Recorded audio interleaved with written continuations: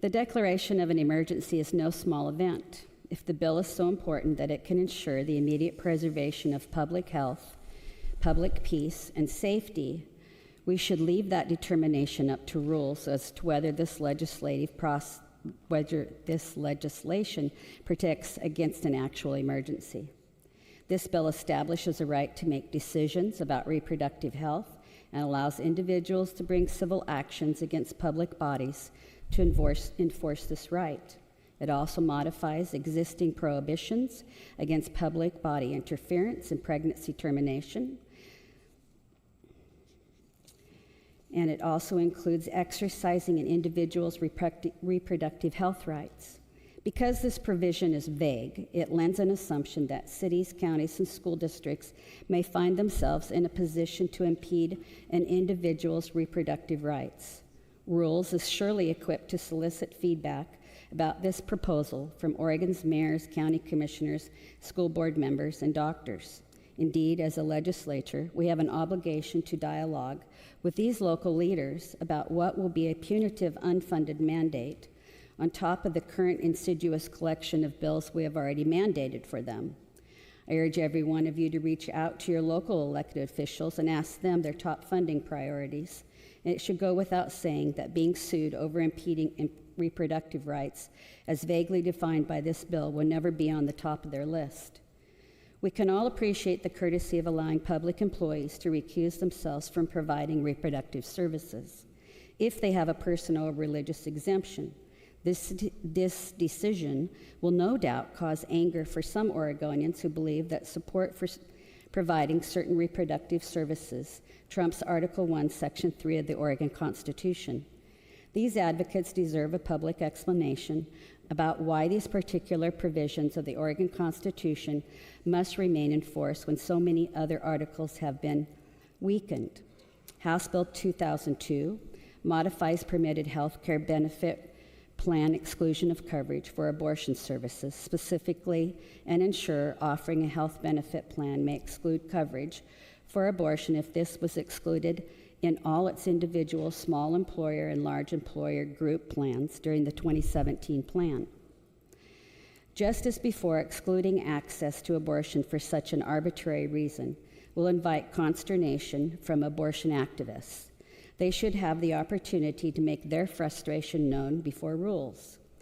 Student health centers exist to fill gaps in the healthcare system that leave behind disadvantaged Oregonians, particularly those in rural areas and communities of color.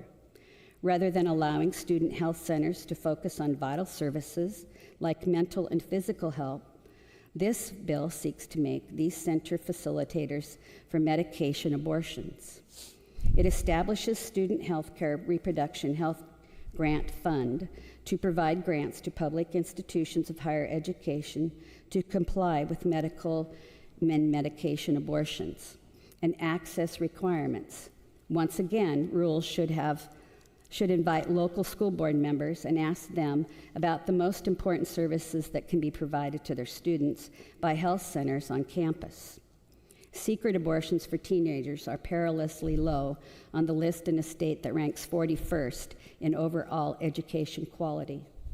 While we're on the subject of education, it calls to mind that we're expecting public universities and community colleges to annually submit plans outlining compliance with medication abortion access requirements. This body regularly underfunds higher education, and our public universities suffer from tragic amounts of deferred maintenance. Rules should call forth boards of trustees and boards of education members to discuss whether this is a higher priority than adequate campus infrastructure funding. I think the Rules Committee will find that this is not the case, and I would hope that such a finding results in reappropriation for higher education funding. The Oregon Health Authority faced an immense burden keeping Oregonians safe during COVID-19 pandemic. Adding to their workload, annual reports about reproductive health service access and cost is a slap in the face to many Oregonians who face a shortage of health care options. A proper study at this time would be about general lack of access to health care, the first step in forming a plan to ensure that all Oregonians have health care. Instead, valuable taxpayer resources are being wasted on a study about whether Oregonians have adequate access to services that many find morally objectionable. A Rules Committee hearing as an opportunity to address why these specific services must be prioritized over general health care services can make the opportunity next to invite county commissioners, mayors, and members of the body to identify paramount legislation and vital funding needs.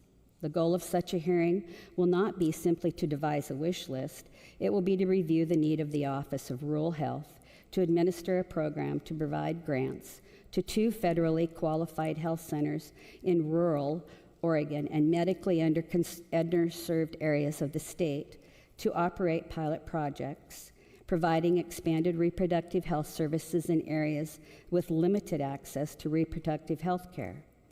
Such a hearing from Rules will find universally that Oregonians' economically disadvantaged areas need immediate funding for capital projects and economic development that will organically ensure access to adequate local health care.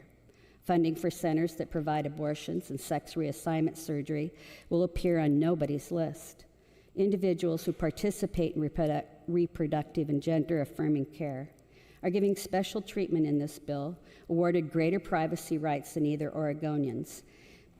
If passed, House Bill 2002 will exempt names and addresses of reproductive or gender-affirming health care service providers from public records disclosure. It will also make these providers eligible for address confidentiality program. Many Oregonians face targeting due to their careers, but this bill risks creating a class of people with enhanced privacy rights because of the work they do. Sending this bill to Rules provides an opportunity for people in other careers and professions to ask for their privacy to be protected as well. This legislation seeks to create a right of civil action for people or healthcare facilities aggrieved by interference with a healthcare facility. Once again, this is vague and open to interpretation. A body used to craft firm regulations for administration, like Rules, was better suited to craft such provisions, and this must be done before anyone is placed at risk by litigation. This bill also establishes standards regarding interstate actions related to reproductive health care and gender-affirming treatments. The most important duty of Rules Committee lies within the pendulum provision of the bill, regulating interstate actions regarding reproductive health care and gender-affirming medical care.